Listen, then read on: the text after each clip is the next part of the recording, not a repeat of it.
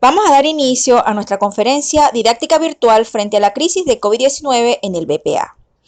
La didáctica comprende las técnicas y métodos de la pedagogía, cuando hablamos en materia educativa.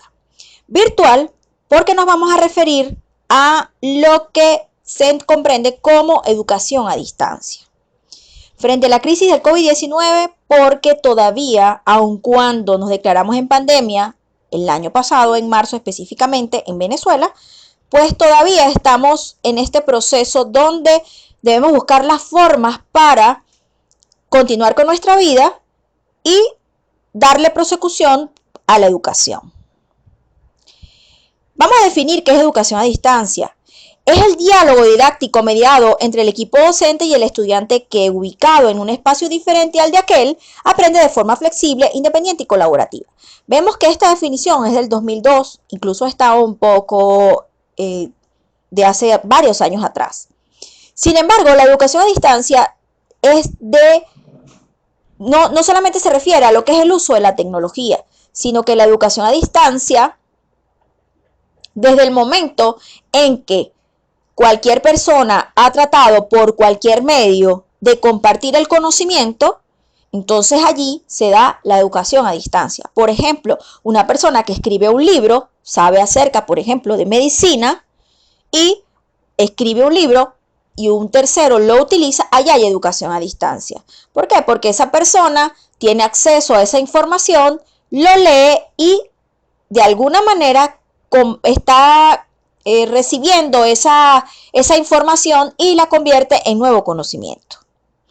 De igual manera, no solamente los libros, a través de la radio, a través de la televisión, y hoy día, y vamos a hacer referencia de aquí en adelante, a lo que es el uso de los dispositivos electrónicos, tablets, teléfonos, computadores y por supuesto el internet. A eso nos vamos a referir básicamente en este momento de histórico, donde la educación a distancia la vamos a orientar en el uso de estos medios.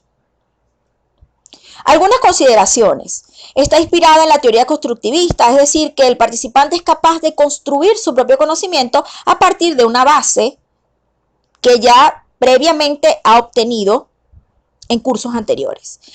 Recursos y actividades innovadoras y atractivas. Esto de innovador y atractivo, vamos a recordar, un recurso, un libro en físico fue innovador en el momento en que la persona por primera vez tuvo un libro en sus manos. Eso es un recurso innovador. Ya hoy día tenemos otros recursos que van de la mano con los avances tecnológicos. De igual manera, las actividades que pudieran hacerse no solamente, cuando hablamos de materia educativa, no solamente un examen, se dan otro tipo de actividades que buscan diversificar las mismas en un aula virtual o en una plataforma tecnológica donde se medie el aprendizaje. Conocimiento en el manejo de herramientas tecnológicas y sistemas de gestión de aprendizaje. Obviamente que hay que manejar este tipo de herramientas y desde un primer momento el facilitador debe manejarlas. No podemos hablar de educación a distancia apoyada en la tecnología, en el internet o en un dispositivo cuando el facilitador no maneja o desconoce cómo se utilizan. Entonces ya tenemos una formación o una capacitación que debe darse en los docentes para que aprendan a utilizar estas herramientas. Y por supuesto los equipos de trabajo comprometidos, donde los usuarios o los participantes conjuntamente con el mediador del aprendizaje o el facilitador o el profesor, o el tutor, para quienes también lo definimos de esa manera, realmente crean en la educación a distancia. Las ventajas del aprendizaje online. Hablamos del aprendizaje significativo para los usuarios, es decir, la base de conocimiento que va a ser lo que se va a nutrir o va a recibir o va a ser el feedback o la nueva información que proviene del facilitador o de otros participantes que están en el mismo espacio. Opción ante modelos tradicionales educativos, que son los presenciales. Tenemos una opción donde ya el profesor no está en un salón, en un mismo espacio físico con sus estudiantes, sino que ya hay otros medios por los cuales se puede establecer una comunicación. El aprendizaje colaborativo de manera síncrona y asíncrona, es decir, que puede ser es que estén en el mismo espacio, perdón, en el mismo momento, a distancia, pero en el mismo momento, o se puedan conectar a horas diferentes y de igual manera se va a dar el proceso de aprendizaje.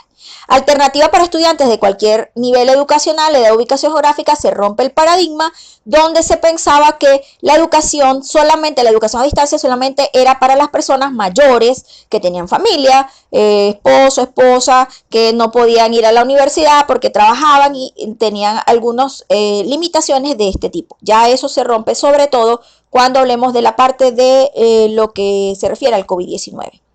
No hay limitaciones por horarios para la revisión de recursos y desarrollo de actividades.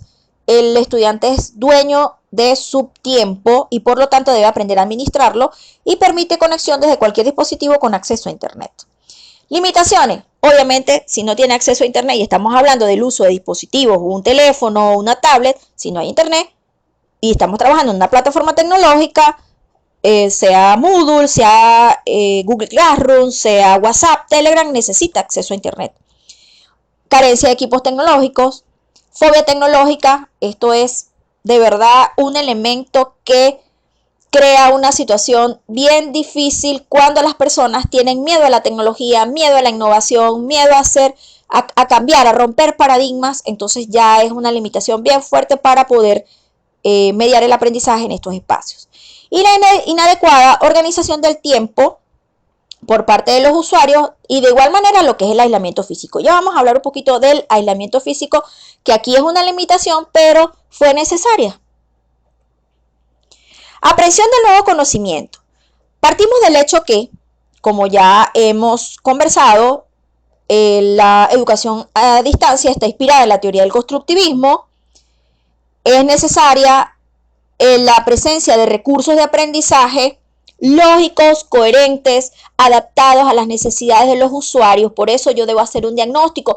Por eso es que muchos docentes le tienen temor a la educación a distancia, porque deben estar preparándose todos los días, preparándose no solamente desde el punto de vista del manejo del contenido, que obviamente un docente para ser docente pues debe hacerlo, también debe prepararse en el uso de las herramientas tecnológicas para poder elaborar recursos que sean innovadores, que sean diversificados y que llamen la atención de los usuarios. El aprendizaje significativo, que es el aprendizaje previo, la base de conocimiento que trae el participante. Otro aspecto, el interés del usuario por el nuevo conocimiento. Nadie aprende si no quiere. Si un participante no está a gusto, ese no era el curso que él quería tomar, esa no era la carrera que quería estudiar, o también no, como docentes no le incentivamos, no sabemos explicarle a través del espacio tecnológico, a través de la plataforma, o no tenemos los recursos adecuados o las actividades en las instrucciones, porque las instrucciones, la base de comunicación en los espacios virtuales está fundamentada en las instrucciones que le damos a los estudiantes, que ya no es person to person en un mismo espacio físico, sino que lo hacemos a través de un audio, lo hacemos a través de un video, lo hacemos a través de una instrucción por escrito, y allí debemos ser lo más claro posibles. Si conjugamos todos estos elementos, que son obviamente que el estudiante quiere aprender, que tiene un aprendizaje previo, que sabe construir su propio conocimiento, que cuenta con recursos adecuados, entonces podemos generar el nuevo conocimiento.